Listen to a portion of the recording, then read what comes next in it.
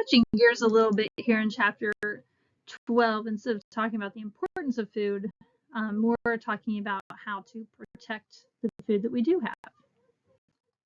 So our learning objectives, learning outcomes is just talking about organic foods, genetically modified foods, sustainable ag, ways of preserving food, and improving food quality. So just some numbers or some things to kind of put this into perspective. There are about 570 million farms out there that produce 80% of the world's total food. In the Americas, we use large farms, whereas in Asia, smaller farms collectively come together to produce this food. So some of the advances in agriculture that affect our food is producing organic foods, biotech, like our genetically modified foods, and sustainable agriculture that we'll talk about more here in just a minute. And some of these new develops are aimed to reduce our carbon footprint, so the use of fossil fuels, as well as reducing food waste. So first of all, what is an organic food? So there was the Organic Foods Production Act, and that just set the standards for which a food would need to include in order to receive the USDA Organic Food Seal. And those standards include not having, so again, without the use of pesticides, synthetic pesticides like Roundup, without using fertilizers or hormones, not using antibiotics, sewage sludge, sounds pretty nasty, not genetically engineered, and not using radiation for preserving. So these foods that are labeled, if they have multiple ingredients in them, then at least whatever makes up at least 95% by weight has to come from those organic foods. And then those farming practices that are used to help offset not using pesticides or fertilizers include biological pests, so using organisms, living organisms that harm other organisms. Again, more natural is the idea. Composting and manure to increase that fertilization, and then doing crop rotation. So these foods in our health, so some reasons that people choose organic is to decrease their exposure to pesticides and to help protect the environment. Now, some may also choose them thinking that they're more nutritious, so the nutritional quality being higher. However, research does not necessarily support that. It does not show a significant difference in the nutrient content of organic versus non-organic foods. And so that organic label does not guarantee that it's necessarily healthier. Now, the biotechnology and genetic engineering is the idea of manipulating the DNA or genetic makeup of an organism to create recombinant DNA or recombining DNA. So this involves transferring foreign DNA, so a gene or something that one organism has, and giving it to another. And in this case, to improve food production and yield. So making in some cases, it's making them healthier. In some cases, it's making them pest resistant, or just improving the yield, allowing them to produce more. So lots of different reasons for this genetic engineering. And then the term that goes along with organisms that have been modified is genetically modified organism, or GMO, also transgenic. So this is any organism that's been made through genetic engineering. And the FDA, though, remains confident in the approved varieties of GMOs are safe for consumption. So there are some questions about how safe they are. But again, these are regulated by the FDA, and they remain confident that they are not harmful. So some of the benefits of that genetic engineering is that those studies from over the past 20 years have shown that there is a significant benefit in reducing chemical pesticides. So again, by genetically engineering organisms to be resistant to pests, we don't have to use the pesticides. increasing the crop yield, which means we don't have to plant as much or use up as much land, increasing profits, and adding value to over $130 billion. So this biotech, we kind of have two ideas. There's the input of traits, which is adding a trait to make something, again, more tolerable to herbicides, protects it against different bacteria or insects, makes it more like drought resistant, so tolerant to the environment. And then there are also output traits in which the organism is producing a quality, such as making more omega-3 fatty acids, or those that are used for pharmaceuticals, producing drugs makes them produce more. And now how that happens, so we have our like natural kind of normal parent DNA here, and then a piece of DNA like a gene or some segment would be removed from another organism. They would be mixed together and recombined. So recombinant just means now we have normal DNA with some extra DNA that adds some change to it. So sustainable agriculture, the goals here are to meet our food needs, to enhance environmental quality, efficiently use non-renewable resources like fossil fuels, so making sure we're doing that efficiently, sustaining economic viability of our farms, and improving the quality of life for farmers and society. Now, some of the ideas and some things that have been shown to be successful, things like crop rotation that reduces nutrient depletion. So some crops use a lot of, say, one nutrient, like a lot of potassium or a lot of phosphorus. Another type of plant may not use as much. So by offsetting those from year to year, it helps prevent complete depletion of those nutrients from the soil. The idea of intercropping is kind of mixing, so growing two or more crops together so that they increase productivity of each other. And what's shown in the picture here, the step farming or terrace farming allows more farming in higher elevation. So you can see along this hillside here, which typically the water would run off, even the soil would run off. So in the step farming, they produce these steps that you can see here to where there are level portions that would hold the water and retain that topsoil. Now, if we look at some locally grown foods like farmers markets, a great example of this. So here especially is for consumers who want to see transparency. They want to know where their food is coming from. So where did this carrot come from? So these fresh options, though, don't add additional costs because while it may be more expensive because it's a smaller farm, it also doesn't have the transportation costs. So that kind of offsets each other. So there are multiple farmers markets out there. There is actually a USDA list that a market can be put on. Your local ones, though, probably are not on there.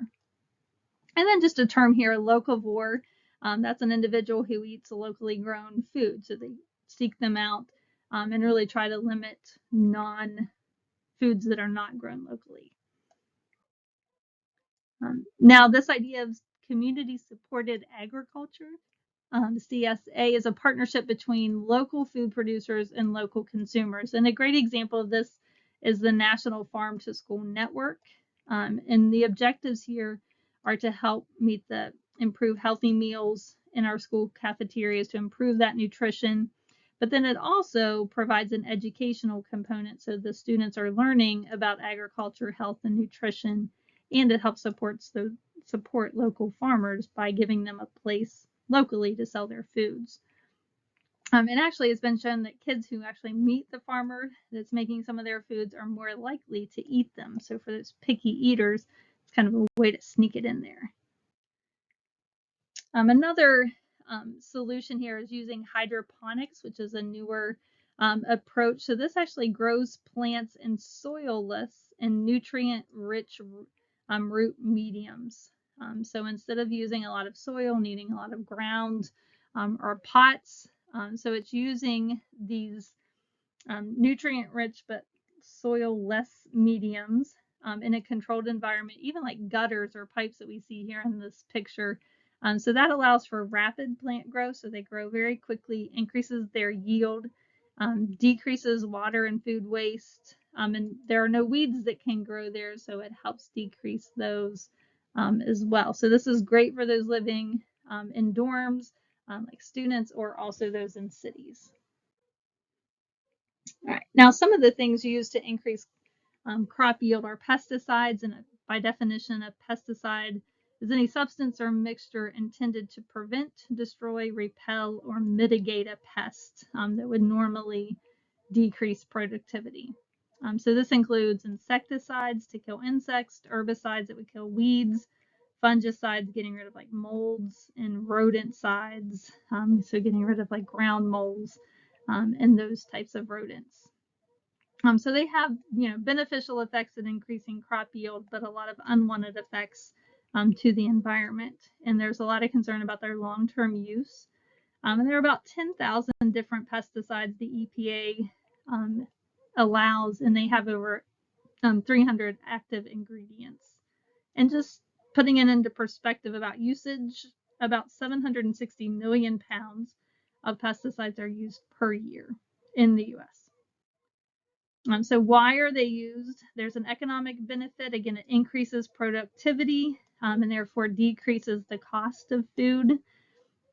They're cosmetically attractive because they don't have like wormy apples, for example, that's in there. So it increases less waste, again, more buying of the product. And then it also prevents naturally occurring organisms that can produce carcinogens that are known to be linked to cancer. So these pesticides are regulated both by the FDA that enforces kind of tolerances for the residues that are left over on foods, except for meats, poultry, and some eggs. And those are inspected by the Food Inspection Service of the USDA.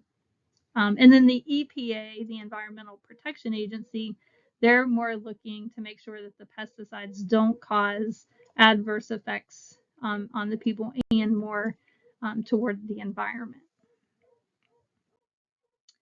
So how safe are these? So it really depends on the potency, so how much is actually used, how much gets concentrated or left over in the food, how frequently those foods with pesticides on them are eaten, and then just some individuality, so the customer's resistance or susceptibility.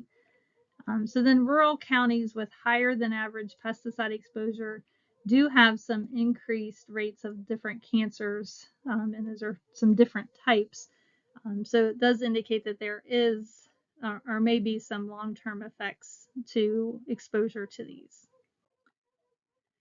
So some ways to reduce that exposure to prevent those harmful adverse effects. So being sure to wash and scrub all the fruits and vegetables, getting rid of that leftover pesticides, as well as getting rid of the bacteria in soil. Peeling and trimming fruits and vegetables, again, getting rid of the dirt and the bacteria and pesticides on the outside. Also trimming the fat off of the meat and the skin from poultry, again, just that outer layer, which is where those would be found. Eating a variety of foods, so we're not being exposed to the same types of pesticides on a daily basis. Using organic that don't use pesticides. And then just using those insect repellents safely. So reading the labels and properly using the pesticides so they don't reach toxic levels. And then specifically fish, there's a higher exposure to mercury and what are called PCBs, which are polychlorinated biphenyls. These are both found in fish, and they are a byproduct of industry, and they accumulate in the fish tissue, and they become more concentrated in bigger fish than they do in smaller fish. So for that reason, pregnant women are advised to only eat small amounts of those low mercury fish, so the smaller fish, and then avoid high mercury fish that include like swordfish, sharks, tilefish, and mackerel. All right, so now looking at some of the food safety. So early history, so early in North America, contaminated food and water, especially milk, was responsible for a lot of deaths and outbreaks that led to devastating diseases. So that led to pasteurization of especially milk and dairy products, purifying water, and treating sewage. Today, the greatest risk is due to viruses, bacteria, fungi, and parasites. And just to put it in perspective, foodborne illnesses affect about 1 in 6 Americans every year. And the effects of these, again, just some numbers to put it in perspective. According to the CDC, about 50 million illnesses occur every year, 130,000 hospitalizations, and about 3,000 deaths due to foodborne illnesses. Those most susceptible include the really young and the really old. Also those with other conditions like liver disease, diabetes, HIV, and cancer, those recovering from surgery, those who are pregnant, and taking immunosuppressants. So like if you just received an organ transplant, just decreases the immunity and makes you more susceptible. This is just kind of looking throughout the United States. In 2017, there were 841 total outbreaks, just kind of showing where those were most common. So you can see over here in Washington state with the highest there at 67. So why are they still so common? So we have a prolonged shelf life of food. Individuals who intentionally consume rare or undercooked foods for the taste, more foods being prepared in kitchens outside of the home, so like picnics or grilling, that type of thing. Imported kind of ready to eat foods that are more likely to be contaminated, centralized food production. So if one thing becomes contaminated, then not only are local people affected, everybody that consume that food. So that's why you hear about these like E. coli outbreaks and recalls. Using antibiotics and animal feeds, again, using those immunosuppressants, and we just have more older people who are more susceptible. And then we also have a link here between foodborne illnesses and our antibiotic resistance. So a lot of animals are given antibiotics to prevent disease. So we take antibiotics to treat a disease. Here they're being used as preventative to increase that efficiency. So then there has to be a withdrawal period to where the antibiotic is withdrawn with so many days before slaughter to prevent the antibiotic from contaminating the foods. So for example, there would be samples from these turkeys shown here that would be tested at slaughter to determine what that antibiotic residue is before they would be marketed. So then scientists are paying special attention, though, to antibiotic resistance.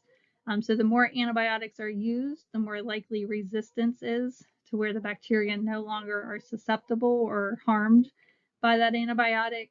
So trying to determine, is the benefit of adding antibiotics to the food, does it outweigh the impacts and the potential of having resistant bacteria?